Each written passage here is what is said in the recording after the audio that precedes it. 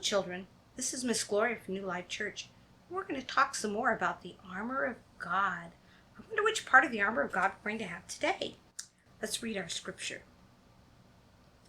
Therefore, put on the full armor of God, so that when the day of evil comes, you may be able to stand your ground, and after you've done everything, to stand. Stand firm then, with the belt of truth buckled around your waist, with the breastplate of righteousness in its place, and with your feet shod with the readiness that comes from the gospel of peace. So now we're talking about our feet shod. That means with shoes on. With shoes. And what kind of shoes does it say we have? It says we have the shoes of peace. Now, I have my favorite shoes on today. I don't know if those are shoes of peace, but I wore my favorite shoes just to show you.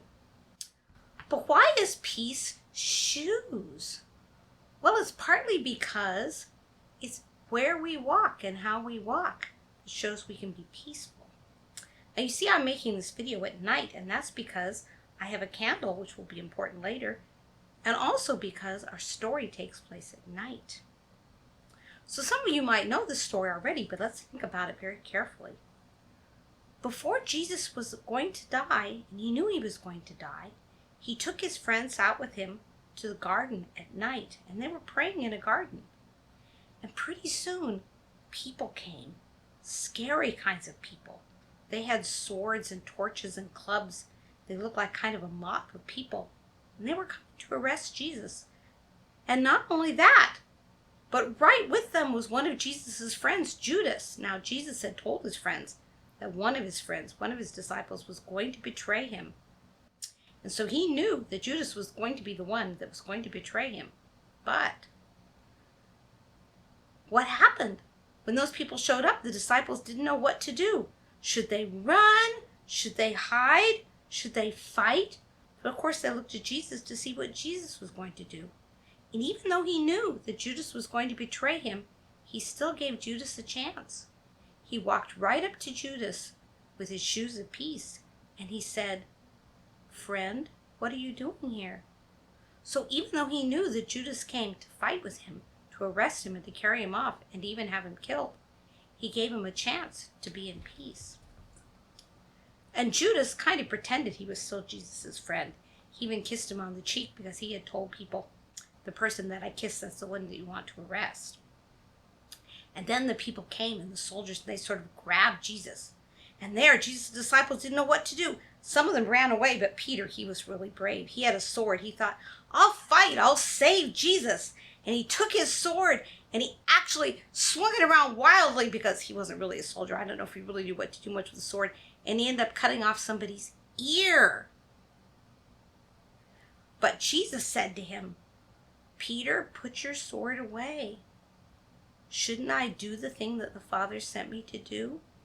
And Jesus actually, because he had powers to heal people, he healed that person's ear that Peter had cut. And then Peter got really scared and ran away. So you see, Jesus was using his shoes of peace. Even though people came at him with violence, he came at them kindly, and he spoke gently, and he helped them.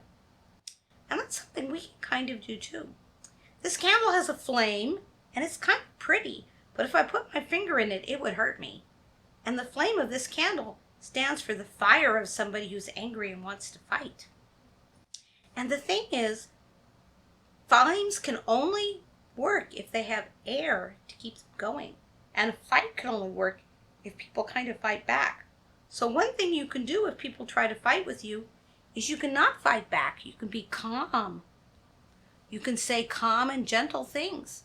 And if you do that, that's like taking the air away from the flame. If I put this jar over here, the flame will burn for a while. But pretty soon, it's going to use up this air. And the flame is getting dimmer. It's getting dimmer. It's getting pretty dim. If I left this jar on here, pretty soon the air would be gone and the flame would go completely out. It's getting really dim now. But what if I take the jar off again? It comes right back again. That's like if we said something mean back to a person who said something mean to us, then that starts the flame all over again. But if we only say things that are calm and gentle, if we use our shoes of peace to walk away from a situation, then eventually there won't be anything to fight about and the fire will go out. It might take a while. Sometimes we have to wait, but eventually the fire will go out. It's pretty much gone here.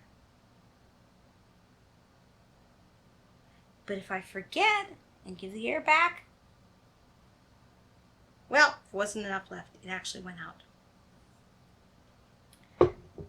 And that's something that we can do. There's lots of ways we can use our shoes of peace. One way, as I said, is to walk away from trouble. Sometimes we just need to walk away from trouble.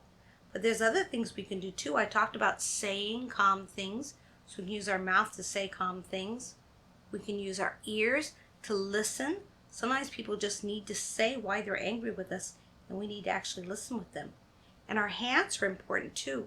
You know, when you get in a fight with somebody, sometimes it's just words, but then it gets to the point where people are hitting each other, and we have to be careful that we aren't the person who changes a fight that's made out of words into a fight where you use your hands. But, you know, we can't always stay out of every kind of fight. Let's see what Paul says about that. He says, if it is possible, as far as it depends on you, live at peace with everyone. So you notice he says, if it's possible, as far as it depends on you, because there are some people who are going to fight with us no matter what we do. And even there are some times that we might even need to possibly fight, maybe to save somebody else. And Jesus even said at one point, there might be a time to actually use a sword. So sometimes it's complicated, and we have to be very careful. We have to stay close to God and decide what to do. But most of the time, the right thing to do is to be calm and peaceful. Now, if you watch the video that we have here, we have children interviewing a police officer. We're hearing a lot of things about police officers right now. And the thing you have to remember about police officers is they're supposed to be peacekeepers. They're supposed to be in charge of making peace. But police officers are people just like everyone else. Sometimes they get afraid, and sometimes they get angry, and then they do things that they shouldn't do.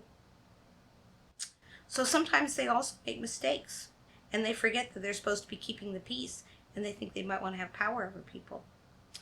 But when people want to protest, when they want to get together and complain about the police being mean to people, if they're calm and peaceful in their protests, that works better. If people get really angry and frustrated and start setting fires and breaking things, then people think, oh, those people are just lawbreakers, and they send in more police. And so Christian leaders for a long time, and people who have lived before us, have said that the right thing to do when something is wrong usually is to have what they call a non-violent protest, which is not to use violence, but to use our shoes of peace. So I'm wearing my favorite shoes today, and I'm going to try to remember that when someone's angry with me, instead of trying to explain why they're wrong, I need to learn to listen, and I need to learn to walk away from things. Let's all try this week to use our shoes of peace.